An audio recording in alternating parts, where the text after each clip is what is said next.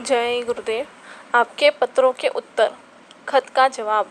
श्री धर्मवीर जी, आपने पूछा है कि जो लोग भजन ध्यान सुमिरन नहीं करते, नामदानी हैं, उनके संग रहने पर क्या कोई परमार्थी नुकसान है।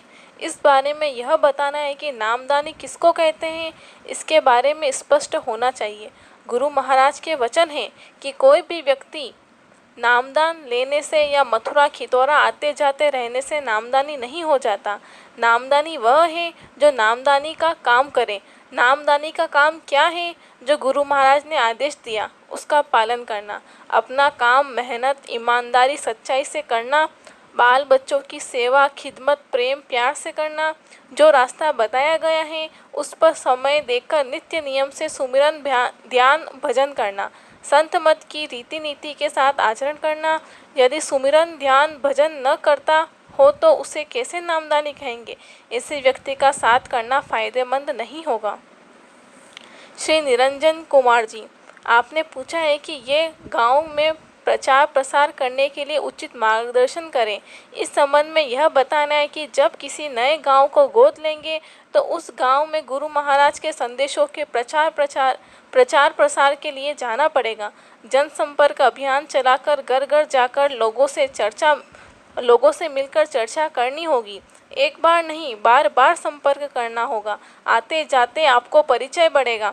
सीने बसीने गुरु महाराज की बातें बताएंगे, लोगों में रुझान पैदा होगा। कभी किसी उपदेशक को बुलाकर बहुत बड़ा सत्संग करवा दीजिए। कुछ लोगों के भाव जग जाए तो मथुरा के सत्संग कार्यक्रम में लाने का प्रयास कीजिए। जब कुछ लोग मथुरा पहुंच जाएंगे तो वह संगत के आदर्श मर्यादा के बारे में रीति नीति के संबंध में कुछ मान जाएंगे। संगत से जोड़कर कुछ सेवा कार्य करने लगेंगे, संगत में भागीदारी निभाएंगे। धीरे धीरे प्रभाव पड़ते पड़ते संगत का रूप बन जाएगा, वह भी हम लोगों की भांति सेवा करने लगेंगे। श्री दीपक कुमार जी, आपने पूछा है कि शाकाहारी जैकेट हर समय पहन सकते हैं या प्रचार में जाते समय ही पहनना है। इस संबंध में यह कहना है कि शाकाहारी जैकेट एक प्रकार से रक्षा कवच है। घर में भी शाकाहारी जैकेट बराबर पहन सकते हैं। जब प्रचार प्रसार में जाना हो तो नए व साफ सुथरे जैकेट पहन कर जाइए।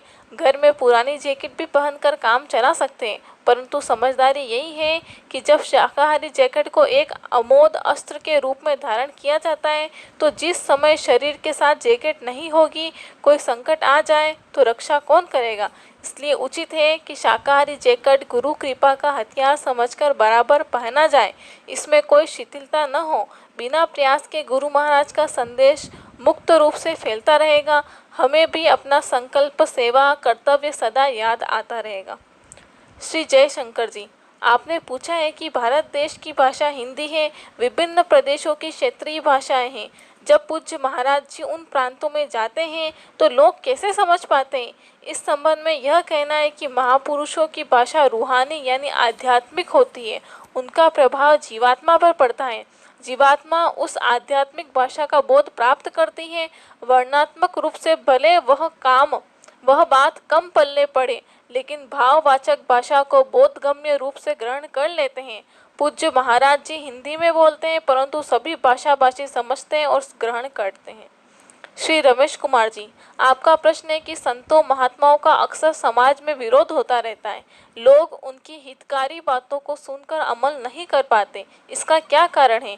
इस संबंध में कहना है कि संत कर्म बंधन से मुक्ति का रास्ता बताते हैं। संसार कर्म कांडों व विभिन्न प्रकार की जड़ पूजाओं में लिप्त है। संसार के लोगों और महात्माओं में सदैव बैर रहा है, अब भी है, आगे भी रहेगा। पलटू नाहक भूखता जोगी देखे श्वान, जगत भगत सो वेर है चारों युग परवान। जगत का भक्त से हमेशा बैर रहा है। संसार महात्माओं की शिक्षा के विपरीत चलता है। महात्मा संसार को विनाश से बचाना चाहते हैं, लेकिन संसार उनकी बातों को समझ नहीं पाता, इसलिए विरोध करता है। इस संसार में जब जब संत महात्मा आए, दुनिया ने उनका पुरजोर विरोध किया। उन पर बहुत प्रकार के जुल्म ढाए, उनको बहुत प्रकार के कष्ट दिए, यातनाएं दी। उन यातनाओं को सहन करते हुए वो अपने संकल्प पर अडिग रहे। चूँकि महात्मा काल भगवान के देश से जीवात्माओं को निकालने के लिए आते हैं, इसलिए अकूत मेहनत करते हैं। जो काल प्रभु नहीं चाहते, इसलिए मायावी शक्तियों को प्रेरित करके उनके काम में बाधा उत्पन्न करते। संसार में महात्माओं का हमेशा विरोध हुआ है, अब भी हो रहा है, आगे भी होता रहेगा। उन्हीं संघर्षों का इतिहास बनता है। श्री परमेश्वर दयाल जी, आपने पूछा है कि संसार का रुख विनाश का क्यों कहा गया है। इसके बारे में यह बताना कि यह संसार कर्म प्रधान देश है। यहाँ पर शुभ अशुभ, पाप पुण्य और अच्छे बुरे कर्म करने का अधिकार सबको मिला है। कर्म करने के लिए सब स्वतंत्र हैं, परंतु उनका फल भोगने के लिए सभी लोग परतंत्र हैं। कर्म प्रधान संसार में कर्मों के आधार पर ही समय का अच्छा बुरा होना निर्भर करता है। जब लोगों के कर्म का अनुपात अच्छाइयों की बढ़ोतरी की ओर जाता है तो समय अच्छा हो जाता है, और जब बुरे कर्मों की प्रचुरता हो जाती है तो समय खराब आ जाता है। पुरातन का भी इतिहास है कि जब रावण कंस जैसे दुराचारियों के प्रभुत्व का समय आया तो उसे खराब समय कहा गया। जब उन दुष्टों का संहार करके धर्म स्थापना हो गई तो समय अच्छाइयों का हो गया। कुछ इसी प्रकार से आज धर्म का बोलबाला कम हो गया है। अंधाधुंध पाप कर्मों के करने में किसी प्रकार का अंकुश नहीं रह गया। अधर्म का बोलबाला बढ़ जाने से समय खराब हो गया। संतों महात्माओं ने इसका संकेत किया है कि यदि लोगों ने अपने खान पान, रहन सहन, विचार एवं चिंतन एवं बिगड़ी आदतें नहीं बदली, अपना सुधार नहीं किया, तो आगे खराब से खराब समय आने वाला है। उसी कारण समय का इशारा विनाश का रुख का कहा गया है। कर्मों की खराबी के कारण प्रकृति का तेवर क्रोध का हो रहा है। वह पाप कर्मों के बोझे में दबी हुई है, इसलिए उसका क्रोध विनाश का रूप ले रहा है।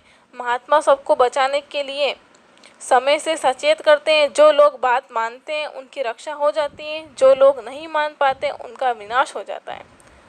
सत्संग एक साबुन है जिससे कर्मों की सफाई होती है। महात्मा त्रिकालदर्शी होते हैं, उन्हें भूत भविष्य वर्तमान का बोध होता है। जय गुरुदेव।